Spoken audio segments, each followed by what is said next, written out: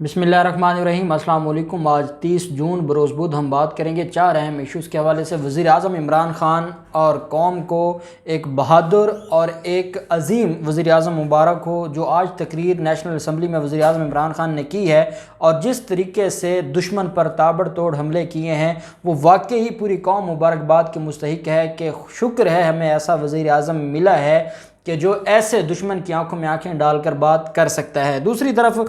इसकी डिटेल के साथ साथ हम बात करेंगे नैब टीम पर जो हमला किया था मुराद अली शाह के गुंडों ने, उनके खिलाफ बड़ी कार्रवाई की है नैब ने, वो मैं आपके साथ शेयर करूंगा। खोखर बिरादरान और इस तरह के जो लोग थे जो आज भी एलडीए से एग्जाम्शन पर प्लाट ले रहे थे, नैब ने बड़ी कार्रवाई की है एलडीए के खिलाफ, वो भी मैं आपके साथ शेयर करूंगा। लाहौर हाई कोर्ट ने हुकूमत के हक में फैसला दिया है डैम की तमीर के हवाले से, उसके ऊपर भी हम बात करेंगे। पहले मैं आपको बताता चलूँ फवाद चौधरी ने जो कल 2 फैसले आए हैं, एक सिंध हाई कोर्ट की तरफ से आया है और एक इस्लामाबाद हाई कोर्ट की तरफ से आया है। इस्लामाबाद हाई कोर्ट ने नेशनल बैंक के सदर और सीईओ को ओहदे से हटाने का हुक्म जारी किया। आज तफसीली फैसला भी आ गया। और टिक टॉक पर पाबंदी लगाई सिंध हाई कोर्ट ने। जो टिक टॉक है उन्होंने आज अपनी 3 माह की रिपोर्ट भी पेश की है और उनका ये कहना है कि बड़े लेवल पर उन्होंने कार्रवाई की है और बड़े लेवल पर जो वीडियोज़ हैं, जो वीडियोज़ जिनके ऊपर एतराज़ लगा था वो सारी की सारी उन्होंने डिलीट की हैं। फवाद चौधरी का ये कहना है कि ये जो जुडिशल एक्टिविज़म है कि हर मामले में अदालतें अपनी टांग अड़ा रही हैं, हर मामले में अदालतें हुकूमत के आगे रुकावट बन रही हैं। अगर हुकूमत कोई काम करती है तो उसके ऊपर अदालतें उस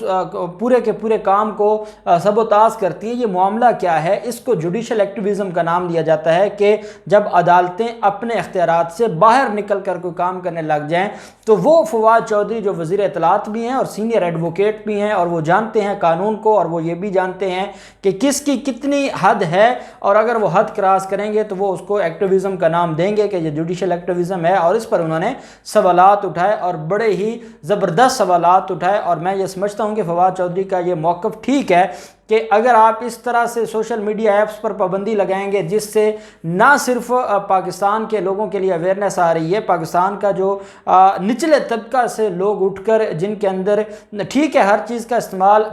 अच्छा भी है बुरा भी है, अब बुरे को रोकने के लिए आप अच्छे को नहीं रोक सकते। और यही वजह है कि जब आपका जो ओरिजिन है आपके लोग उस पर आ रहे हैं, वो अपनी बात बता रहे हैं, वो कोई एक्टिंग कर रहा है, कोई कुछ कर रहा है, तो वो अगर एंटरटेनमेंट बनी हुई है तो उसको सारे के सारे को बंद करना मैं नहीं समझता कि किसी भी तरह बेहतर है। और यही फवाद चौधरी का भी कहना था। दूसरी तरफ जो मामला है डैम की तमीर का और उसके ऊपर जो लाहौर हाई कोर्ट ने चीफ जस्टिस कासिम खान साहब के आखिरी अयाम चल रहे हैं लाहौर हाई कोर्ट में और आज भी उन्होंने एक तो एसपी के मामले पर तो चीफ जस्टिस कासिम खान साहब कोई माफ़ी देने को तैयार नहीं है। हफीज़ बुगटी तो ऐसे उसमें दलदल में फंसा है कि वो निकल ही नहीं पा रहा, वो भी अपनी ज़िद पर अड़ा है और वो ये समझता है कि अगर उसने अपनी गलती तस्लीम कर ली तो वो मामला इसके लिए हमेशा के लिए उसकी जो सर्विस है उसके लिए मामला ख़राब रहेगा। लेकिन चीफ जस्टिस कासिम खान साहब इस बात पर अड़े हुए हैं कि नहीं, अगर आप रिटर्न नहीं देंगे तो आपको माफ़ी नहीं मिलेगी। और आज भी सारा दिन बड़े सीनियर एडवोकेट्स वो लेकर जाते हैं हफीज़ बुगटी, लेकिन जो ऑनरेबल चीफ जस्टिस हैं वो किसी की नहीं मान रहे और उन्होंने आज भी कहा है कि ठीक है फिर हम इनको सज़ा सुनाते हैं। जो प्रोसिक्यूटर जनरल थे पंजाब के उनसे भी राय मांगी कि कैसे हम इस मामले में इनको सज़ा दें। उन्होंने कहा कि समरी ट्रायल किया जा सकता है, उसमें सज़ा सुनाई जा सकती है। तो अदालत ने कल के लिए इस मामले को रखा है, जबकि जो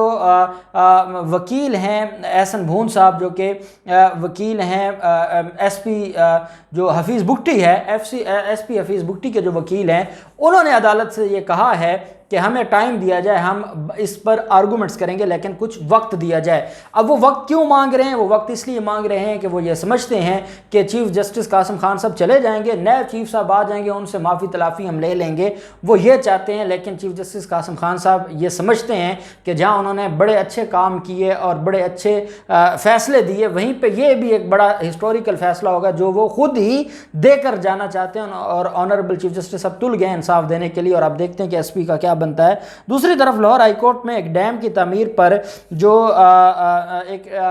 दरख्वास्त फाइल की गई थी और जो उसको रुकवाने के लिए डडोचा जो डैम है उसको रुकवाने के लिए ये दरख्वास्त फाइल की गई थी और जो हुक्म इम्तनाई अदालत ने दिया था और हुकूमत को रोक दिया था कि वो उस डैम की तमीर को अभी रोक दे اس پر آنریبل جو جسٹس ہیں مرزا وقاص رؤف صاحب، انہوں نے جو فرنٹیئر ورکس آرگنائزیشن FWO ہے اس کے وکیل کی جانب سے بیرسٹر حسنین چودھری عدالت میں پیش ہوئے، انہوں نے سارا اس ڈیم کی جو فیزیبلٹی رپورٹ ہے وہ عدالت میں جمع کروائی، اور انہوں نے کہا کہ یہ ملک کے فائدے کے لیے ہے، کسی کی درخواست پر آپ کام رکوا دیتے ہیں تو اس طریقے سے تو معاملات نہیں چلتے، تو حکومت پاکستان کو اجازت دیتے ہوئے ڈیم کی تعمیر کی، اور وہ جو اسٹے آرڈر تھا اور حکم امتناعی تھا نہ صرف وہ خارج کیا آنریبل لاہور ہائی کورٹ نے، بلکہ جو اس میں درخواست تھی، پٹیشن تھی، ساری کی ساری پٹیشن کو ہی سیٹ اسائڈ کر دیا، اور عدالت نے کہا کہ ڈیم کی تعمیر ہوگی اور تمام قانونی تقاضے پورے کر کے ہی اس کی تعمیر کی جائے اور اس معاملے کو جلد از جلد مکمل کیا جائے۔ پھر پلاٹوں کی بندر بانٹ کا معاملہ ہے، ایک دفعہ میں نے آپ کے ساتھ شیئر کیا تھا کہ کھوکھر برادران کا ایک فرنٹ مین ہے جو 17ویں گریڈ کا افسر ہے، لیکن وہ کھوکھر برادران کے بہاف پر 200 پلاٹ اس نے ایگزمپشن پر حاصل کرنے کے لیے اپلائی کیا ہوا ہے، اور LDA کے لوگوں کے ساتھ مل کر وہ یہ سارے کے سارے معاملات میں انوالو ہے۔ اب LDA میں پلاٹوں کی بندر باندھ کی جو گونج ہے، کیونکہ ہم اس کے اوپر بات کر رہے تھے، باقی لوگ بھی بات کر رہے تھے، تو یہ معاملہ نیب کے پاس چلا گیا، اور نیب کے کانوں میں آواز پہنچ گئی کہ LDA تو پورا تماشا کر رہا ہے، اور LDA نے تو یہ بندر بانٹ شروع کی ہوئی ہے۔ تو جو جوہر ٹاؤن میں، یہ جوہر ٹاؤن ہی علاقہ ہے کھوکھر برادران کا، جہاں پر کھوکھر پیلس وغیرہ ہے، جوہر ٹاؤن میں مشکوک فائلوں پر ایگزمپشن کے ذریعے قیمتی پلاٹوں کی ایلوکیشن پروسیس کی جو تحقیقات ہیں وہ شروع کر دی ہیں۔ LDA کے ڈائریکٹوریٹ آف لینڈ ڈیولپمنٹ 1 کے خلاف باقاعدہ تحقیقات شروع کر دی ہیں۔ جوہر ٹاؤن میں مشکوک فائلوں پر ایگزمپشن کے ذریعے پلاٹوں کی جو بندر بانٹ ہے اس کے اوپر نیب نے کہا ہے کہ ہمیں رپورٹ پیش کی جائے۔ نیب نے LDA سے فائل پروسیس، ملکیت، زمین کی موجودگی کا مکمل ریکارڈ بھی مانگ لیا ہے۔ ذرائع کے مطابق 11 کنال کی ایگزمپشن کا کیس مافیا کی بندر بانٹ کے ساتھ شروع کرایا گیا۔ فائل پر پلاٹوں کی ایگزمپشن پہلے ہی دی جا چکی ہے، جبکہ ایوارڈ بھی جعلی ہے۔ جعلی پروسیس کے ذریعے فائل پر کروڑوں مالیت کے کنال کے 3 پلاٹ دیے جانے تھے۔ ذرائع کا کہنا ہے کہ DG آفس کا نام استعمال کر کے فائل پر ایگزمپشن پروسیس شروع کرایا گیا۔ ڈائریکٹوریٹ آف لینڈ ڈیولپمنٹ 1 کے کچھ افسران ایگزمپشن کے حق میں نہیں تھے، تاہم DG آفس کا نام اور بیجا دباؤ سے فائل کی ایگزمپشن ان کو ماننا پڑی، اور فائل کی ایگزمپشن کو پہیے لگ گئے، اور جب وہ بندر بانٹ ابھی قریب ہی تھی اور جعلی ایوارڈ کے ذریعے جو بندر باندھ تھی اس پر عمل درآمد ہونا ہی تھا کہ بالآخر نیب نے اس کے اوپر ایکشن لیا، اور اس ایکشن کی بنیاد پر جو کارروائی ہے وہ رک گئی، اور اس کارروائی کے رکنے سے جو معاملہ ہے وہ ابھی کھٹائی میں پڑ گیا ہے، کیونکہ اب نیب نے یہ معاملہ سنبھال لیا ہے اور نیب نے سارے معاملات رکوا دیے ہیں۔ اب آپ اندازہ لگائیں، یہ تو 3 پلاٹ ہیں ایک ایک کنال کے، اس کے علاوہ بھی بڑے پلاٹ ہیں، اور وہ کھوکھر برادران کے اس فرنٹ مین کو پکڑنا ہوگا جس کے ذریعے یہ وہاں پر جوہر ٹاؤن میں انہوں نے ایک بپا کیا ہوا ہے، ایک وہاں پر ایک زلزلہ بپا کیا ہوا ہے۔ جوہر ٹاؤن میں اس وقت کوئی پراپرٹی نہیں خریدتا ان کے خوف سے، کیونکہ وہاں پر منشا بم بھی وہیں پہ ہے، یہ کھوکھر برادران بھی وہیں پہ، اور یہ سارے کا سارا معاملہ ایسے ہی چل رہا ہے۔ دوسری طرف اعجاز جاکرانی کو گرفتار کرنے گئے تھے، جو کہ اس میں جو مشیر ہیں مراد علی شاہ کے، ان کو گرفتار کرنے کے لیے گئے تھے، اور وہاں پر SSP موقع پر موجود تھا، لیکن وہ دیکھتا رہا اور نیب کی ٹیم پر وہ تشدد کرتے رہے۔ نیب کو قانونی کارروائی سے انہوں نے روکا تھا۔ اس پر جو اعجاز کھوسو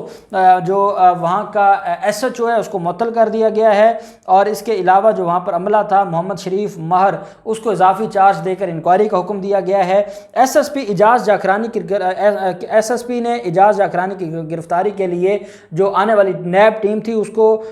نہ صرف حملہ کرنے کا ان کو موقع دیا اعجاز جاکرانی کے لوگوں کو، بلکہ ان کو پروٹیکشن بھی نہیں دی، اور اس معاملے پر یہ سارے کا سارا جو معاملہ ہے یہ چلتا رہا۔ اب نیب کی مدعیت میں 2 مقدمات درج ہو رہے ہیں، اور اس میں نہ صرف اعجاز جاکرانی بلکہ وہ تشدد کرنے والے لوگوں کو بھی اس میں انوالو کیا جا رہا ہے، اور SSP کا بھی نام نیب کی طرف سے آیا ہے کہ اس کو بھی اس مقدمے میں شامل کیا جائے، وہ ابیٹر ہے، اور اس نے یہ ساری کے سارا جو معاملہ ہے ابیٹمنٹ کر کے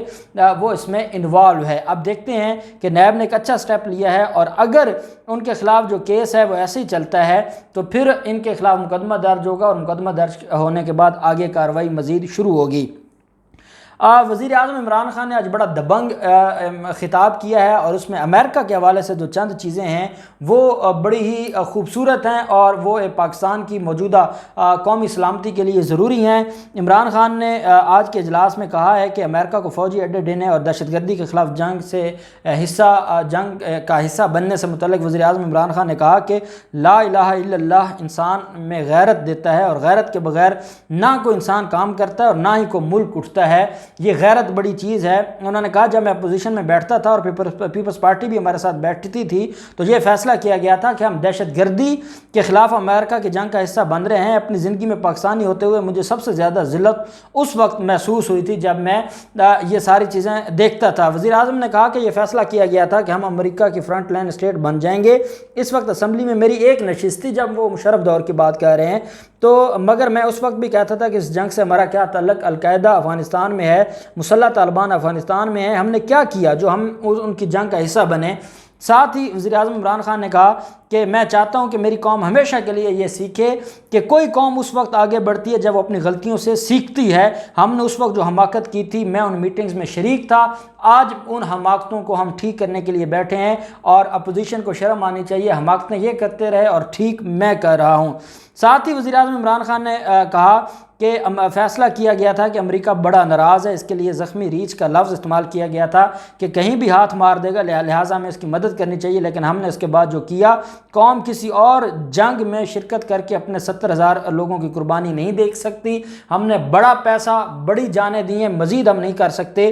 اور جن کے لیے ہم نے کام کیا انہوں نے ہمیں اب بجائے اس کے کہ ہمیں وہ اچھا سمجھتے، وہ ہمیں برا بھلا کہتے رہے، اور آج تک انہوں نے ہماری قربانیوں کو تسلیم نہیں کیا۔ جنہوں نے ہماری قربانیوں کو آج تک تسلیم نہیں کیا ان کے لیے مزید ہم کیسے قربانیاں دے سکتے ہیں؟ اس لیے پاکستان وہ کرے گا جو اس کے اپنے ملک کی مفاد میں ہوگا، افغانستان کے لوگ جو چاہیں گے وہ افغانستان میں ہوگا۔ ہم کسی پروسیس کا حصہ، ہم صرف امن پروسیس کا حصہ ہیں، ہم جنگ کے پروسیس کا حصہ نہیں ہے۔ بڑی دبنگ تقریر کی، اور میں سمجھتا ہوں کہ آج دوبارہ دشمنوں کو یہ پیغام دیا گیا کہ پاکستان ایک خود مختار ریاست ہے، اور اب وہ وقت چلے گئے جب نواز شریف یا آصف زرداری جیسے لوگ یا مشرف جیسے لوگ حکمران تھے۔ اب دیکھنے کیا ہوتا ہے، جو بھی ڈیولپمنٹ ہوگی آپ کے ساتھ شیئر کرتے رہیں گے۔ اللہ پاک پاکستان کامیاب ناصر ہو۔ بہت شکریہ، اللہ حافظ، پاکستان زندہ باد۔